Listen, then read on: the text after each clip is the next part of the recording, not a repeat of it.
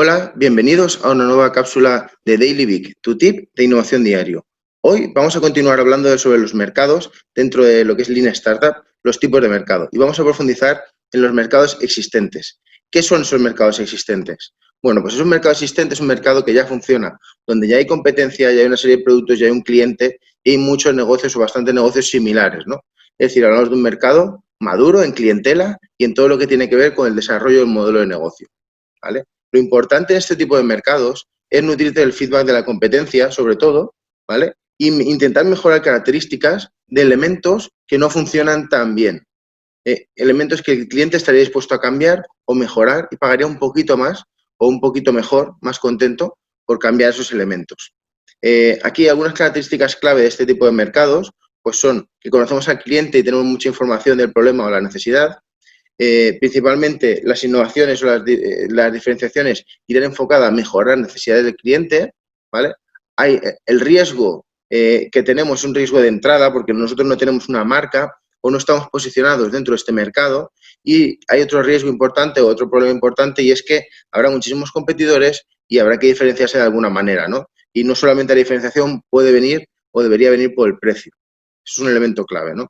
Y bueno, ¿cuáles son algunas características de estos mercados que ya existen, ¿no? Pues oye, dentro de la parte de los clientes vamos a tener muchísimo conocimiento del cliente porque es un mercado que ya funciona, habrá muchos informes de mercado, habrá muchas tendencias que hayamos visto, hayamos podido escuchar, habrá mucha información que podamos obtener de los competidores, que en otros mercados esto no va a ocurrir, ¿no? Vamos a tener esos patrones de consumo, las tendencias de compra, vamos a tener muy claro cuál es la segmentación del cliente, ¿vale? Realmente hay poco que investigar sobre el cliente, más allá de sus necesidades o de qué cosas les gustaría cambiar o mejorar donde yo pueda actuar, ¿no?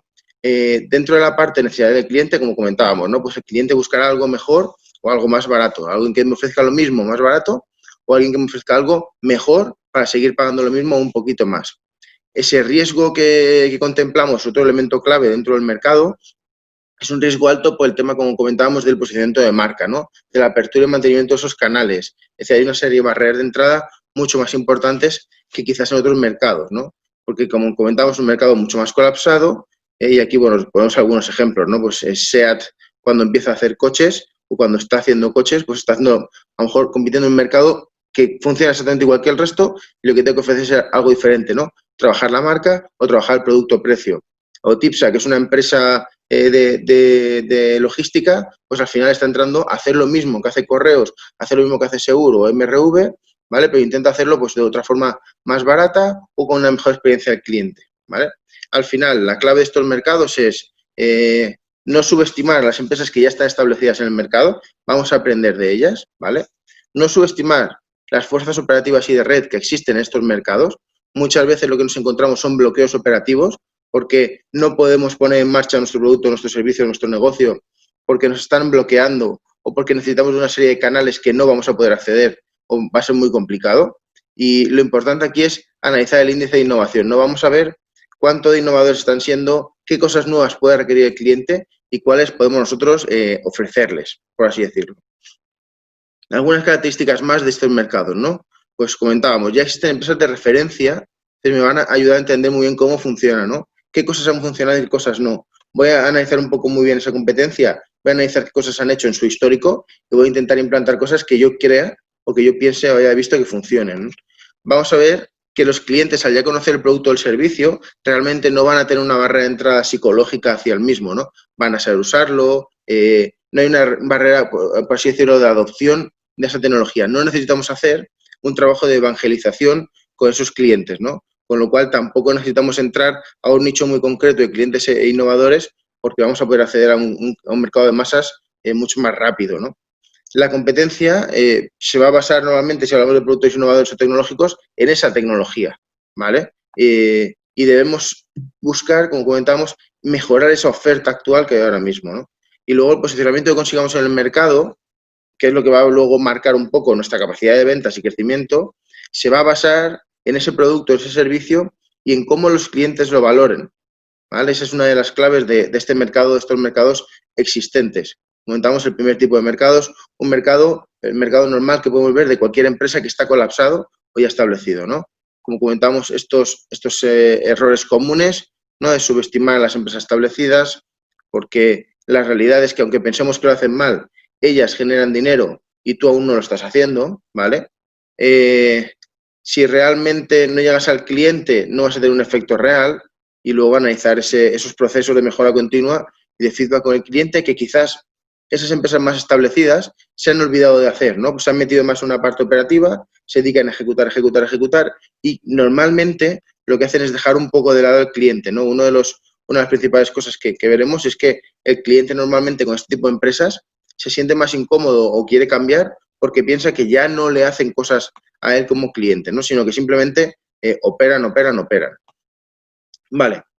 Hablando del abismo, el abismo que es un concepto que ya hemos trabajado en alguna otra cápsula de Daily este abismo que hemos comentado varias veces, en este caso un abismo pequeño, ¿no? Es decir, no hay un salto muy grande hacia el mercado de masas porque, como hemos comentado, hay poca dificultad de adopción de ese nuevo producto o servicio porque es un producto o servicio que ya existe. Más allá de que hagamos alguna mejora, ¿no? Pues, por ejemplo, pasar de un smartphone muy básico a un smartphone un poco más completo, pues a lo mejor hay un pequeño cambio de producto, pero realmente la adopción de ese cambio va a ser mucho más rápida que si yo cambio de un teléfono tradicional a un smartphone de última generación, ¿no? La diferencia es mucho más grande.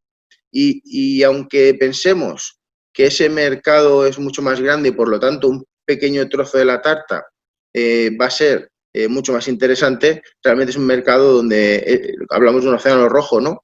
Donde competir es muy complicado y donde realmente los clientes están normalmente más sensibles al precio que a la innovación en sí, ¿no? Al final, cuando ahora miramos, por ejemplo, el mercado de masas de la telefonía móvil, pues muchísimas veces lo que más comparamos entre un móvil y otro es el precio, porque más o menos características suelen ser similares y buscamos una diferenciación en precio porque nuestra valoración de ese cambio tecnológico, de esa innovación tecnológica, no es tanta, ¿no? Realmente es más intentar ganar al competidor que tener el mejor producto, ¿no? En estos mercados existentes. Y eso implica grandes desembolsos de dinero, grandes costos, ¿no? De marketing y de publicidad y de posicionamiento de marca como empresa.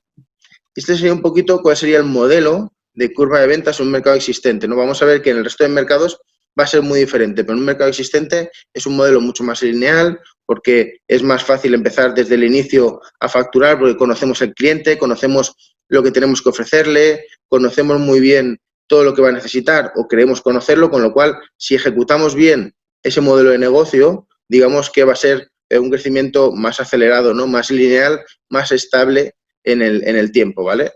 Como comentamos, siempre que no haya un fallo en el modelo, es decir, que realmente hayamos observado que hay una oportunidad, que tenemos la capacidad de entrar a ese mercado, de competir con los demás. Puede ser que intente adelantar ese modelo y no lo consiga, ¿no? Realmente. Entonces, bueno, este sería un poco el modelo de la curva de ventas, ¿vale? De esos mercados existentes, como comentábamos. Y finalmente, ¿no? Las oportunidades que nos pueden brindar estos mercados existentes. Bueno, pues realmente potencialmente son muy rentables, ¿vale? Y además hay un elemento clave y es que cuando un mercado existente está funcionando a pleno rendimiento, se basa en un mercado de masas, pero vuelve a dejar de lado ese mercado inicial que son esos innovadores y esos early adopters, ¿no? Esa gente que tiene una sensibilidad superior a las innovaciones y menos miedo a adoptar cosas nuevas, normalmente se quedan un poco de lado, ¿no? Es decir, yo como empresa, si he empezado por ahí, pero luego he llegado a un mercado de masas, obviamente por porcentaje de mercado me voy a dirigir a ese mercado de masas, ¿vale? Si yo voy a entrar a un mercado existente, por ejemplo, la telefonía móvil o los smartphones hoy en día, me puedo dirigir a un segmento de clientes que sean early adopters o incluso un segmento de clientes que sean esos escépticos, esos laggards finales, ¿no? Intentar cómo convencerles para que entren conmigo o que estén conmigo en este mercado existente ya, ¿no? Al final, los early adopters son un mercado muy rentable porque normalmente, como comentábamos, se quejan mucho de que les han dejado de lado y de que había una empresa que había resuelto su problema, pero que ya no son tan buenos como eran antes, ¿no? Porque realmente se han puesto en un modelo operativo 100% y han dejado un poco de lado la parte de innovación que más le interesa si es el adopter, ¿vale? Y luego, por otro lado, los escépticos, a los que nadie parece hacerles caso ni ayudar, ¿no? Y vamos a ver si a lo mejor nosotros tenemos la capacidad en ese mercado de ayudarles y de conseguir solventar esas necesidades que ellos tienen, atenderlas de alguna manera más interesante o más factible para ellos, ¿no? Si seguimos hablando un poco de, por ejemplo, de la telefonía móvil, de los smartphones, pues oye, igual si diseñamos un smartphone para personas mayores que sea muy sencillo, con reconocimiento de voz y patrones de voz, pues resulta que a lo mejor es más fácil entrar a ese mercado que intentar entrar a un mercado de masas, ¿no? Vamos a intentar aprovechar, como comentábamos, esa oportunidad de los early adopters que están descontentos con ese mercado que ya no es tan innovador o que ya no les ofrece tanto valor como ellos pensaban, y con ese mercado de esos escépticos finales, ¿no? Ese pequeño porcentaje de 15-16% de escépticos, vamos a ver cómo conseguimos que adopten esa tecnología, ese producto, ese servicio, porque consigamos atender realmente esas necesidades que son un poco diferentes que el mercado de masas, ¿vale? Esas serían un poco las dos grandes oportunidades que nos puede brindar de una forma un poco más rápida o interesante mercados existentes.